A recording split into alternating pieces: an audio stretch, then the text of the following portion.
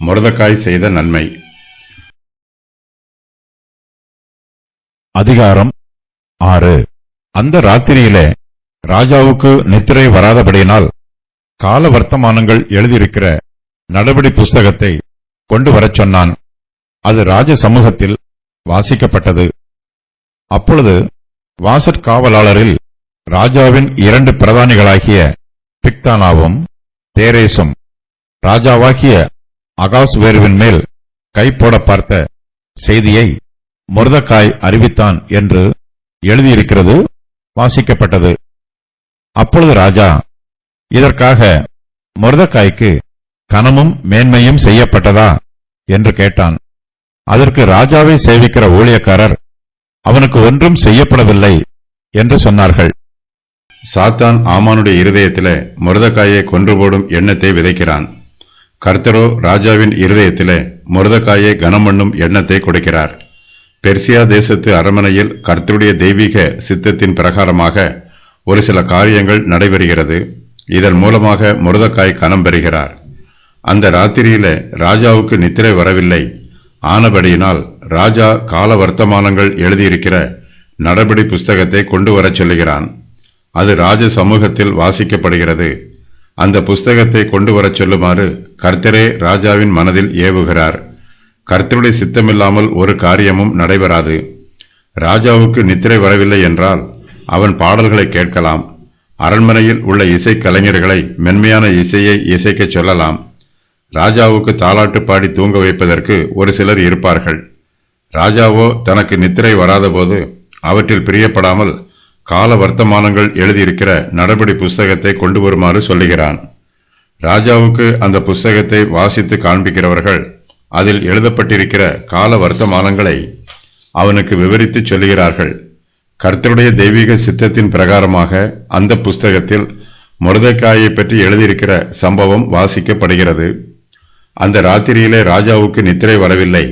கர்த்தர் தம்முடைய பிள்ளைகளை அவர்களுடைய இக்கட்டு காலத்திலிருந்து மீட்பதற்கு சித்தம் கொண்டிருக்கிறார். மொர்தெகாயை தான் செய்த தூக்கு மரத்தில் தூக்கி போட வேண்டும் என்று ஆமான் ராஜாவினிடத்தில் விண்ணப்பம் பண்ணுவதற்கு முன்பாகவே கர்த்தர் இஸ்ரவேல் புத்திரரோடு தாம் பண்ணிய உடன்படிக்கையை நினைத்து பார்க்கிறார். தம்முடைய ஜனத்தை ரட்சிப்பதற்கு தாம் நிறைவேற்ற வேண்டிய திட்டத்தை கர்த்தர் அந்த ராத்திரியிலே ஆரம்பிக்கிறார். அதனால் அகாஸ்வேரு ராஜாவிற்கு அந்த ராத்திரியிலே நித்திரை வராமல் போயிற்று. நித்திரை வராத வேளையில் ராஜா கால வர்த்தமானங்கள் எழுதியிருக்கிற நடபடி புஸ்தகத்தை தனக்கு வாசிக்குமாறு கூறுகிறான். அதில் ராஜாவாகிய அகாஸ்வேருவின் மேல் கைபோட பார்த்த செய்தியை மொர்தெகாய் அறிவித்தான் என்று எழுதியிருக்கிற பகுதி ராஜாவிற்கு அந்த இரவு வேளையில் வாசித்து காண்பிக்கப்படுகிறது. கர்த்தர் ராஜாவின் உள்ளத்தில் பேசுகிறார். தன்னுடைய உயிரை பாதுகாத்த மொர்தெகாய்க்கு கனமும் மேன்மையும் செய்யப்பட்டதா என்று ராஜா கேட்கிறான்.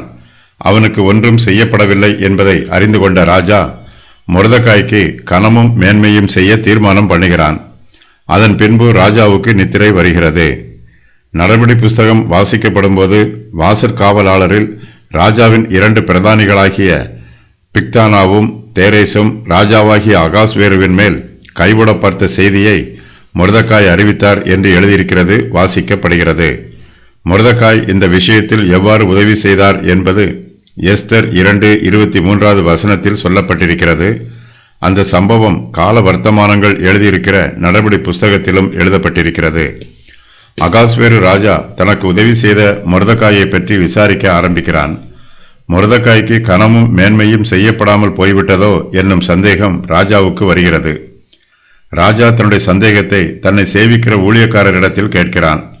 அகாஸ்வேரு ராஜா தன்னுடைய ஊழியக்காரரிடத்தில் இதற்காக மொர்தெகாய்க்கு கனமும் மேன்மையும் செய்யப்பட்டதா என்று கேட்கிறான். அதற்கு ராஜாவை சேவிக்கிற ஊழியக்காரர் அவனுக்கு ஒன்றும் செய்யப்படவில்லை என்று ராஜாவுக்கு பிரதியுத்தரம் சொல்லுகிறார்கள். மொர்தெகாய் ராஜாவுக்கு உதவி செய்தபோது அவர் அரண்மனையின் வாசலில் உட்கார்ந்திருந்தார்.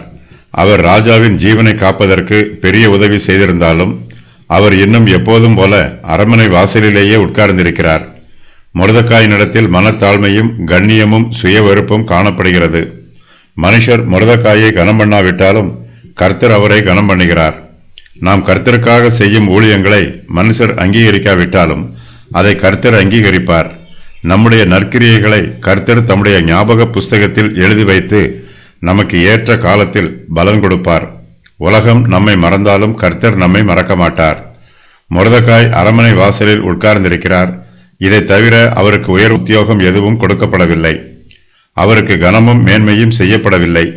ஆனால் பெருமையும் பழிவாங்கும் குணமும் கொண்ட ஆமானோ ராஜாவின் அரண்மனையில் உயர்த்தப்பட்டிருக்கிறான்.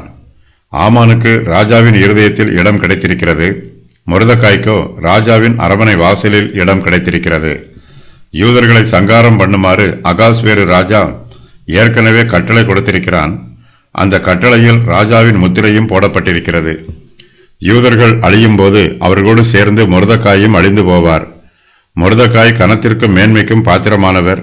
ஆனால் அவர் ராஜாவினால் அழிவுக்கு நியமிக்கப்பட்டிருக்கிறார்.